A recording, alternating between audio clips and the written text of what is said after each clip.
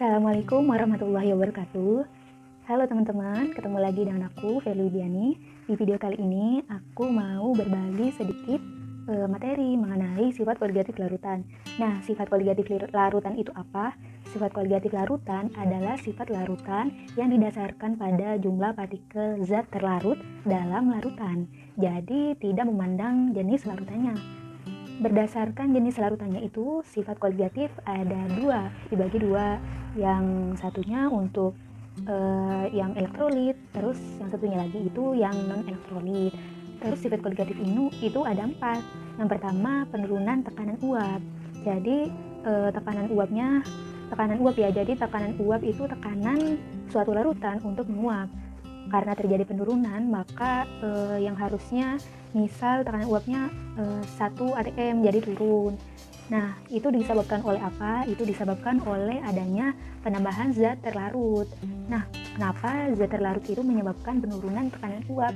Jadi, zat terlarut itu nantinya akan berinteraksi dengan zat pelarut, sehingga zat pelarut yang tadinya akan menguap, misalnya dari fase cair ke fase gas, itu akan terhalang karena udah berikatan dengan zat terlarut. Contoh dari penurunan tekanan uap ini kayak di laut mati. Nah, di laut mati itu sebenarnya laut yang tidak terhubung sama hulu sama hilir. Jadi tidak terhubung dengan misalnya danau atau muara atau dan lain-lain.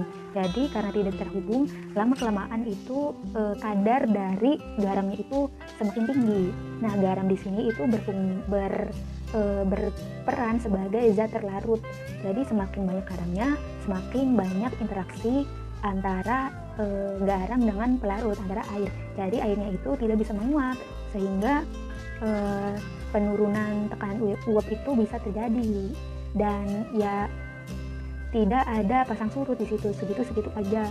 Terus juga itu bisa diaplikasiin buat tempat wisata. Ketika kita berenang di laut mati itu kita akan ngambang, nggak tenggelam gitu ya. Terus sifat koligatif yang kedua ada penurunan titik beku. Nah, kalau penurunan titik beku itu sama, ada zat terlarut yang ditambahin yang menyebabkan penurunan titik beku. Nah, alasannya itu karena zat terlarut ini menghalangi proses pengkristalan dari pelarut. Penghalangan ini terjadi ya tentunya ada interaksi lagi. Contoh dari penurunan titik beku ini ada pada daerah dengan musim salju ya. Karena ada musim salju, ada salju yang turun, artinya maka jalanan di daerah tersebut kan akan tertutup oleh si salju. Jadi kecelakaan di daerah tersebut itu akan rentan terjadi. Sehingga bagaimana caranya untuk menghilangkan es atau salju di jalan tersebut adalah dengan menambahkan garam. Nah, garam ini sama fungsinya sebagai zat terlarut. Nah, garam akan berinteraksi tentunya ya, ketika dicampurkan di atas salju, maka akan berinteraksi dengan partikel air, sehingga partikel es atau air, sehingga akan mengganggu pembentukan kristal dari es atau air tersebut, sehingga ya akan mencair gitu. Terus yang ketiga ada kenaikan titik didih. Nah, ini juga sama dikarenakan adanya penambahan zat terlarut. Ya, ini balik lagi ya ke konsep kalau sifat koligatif itu disebabkan oleh adanya didasarkan oleh jumlah zat terlarut dalam larutan. Karena ini bertambah sehingga dapat menyebabkan kenaikan titik didih. Nah, kalau titik didih ini kenapa bisa terjadi? Karena sama mirip kayak si tekanan uap. Jadi si zat terlarut ini menghalangi pelarut untuk meninggalkan si larutan. Kalau pada penurunan tekanan uap itu, si zat terlarut itu berinteraksi dengan adanya gaya tarik menarik sama si pelarut.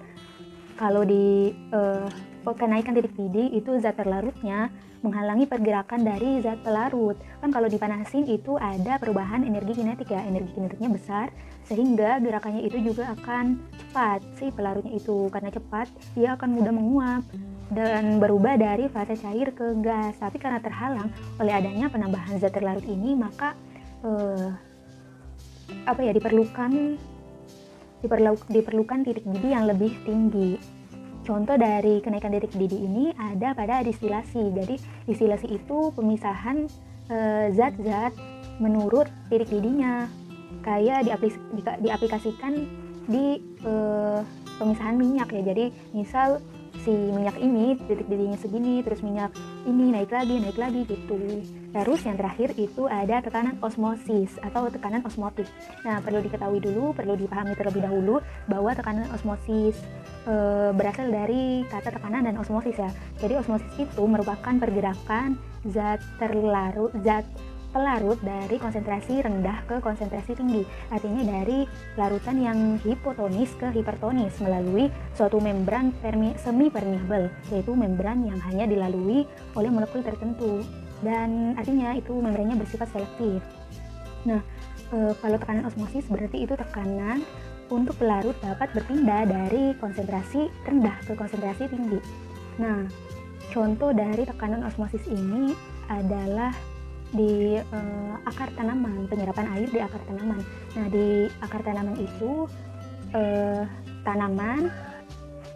tanaman punya konsentrasi yang lebih tinggi daripada si lingkungan tanah. Jadi air tersebut akan berpindah dari tanah yang konsentrasinya rendah ke tanaman yang konsentrasinya tinggi.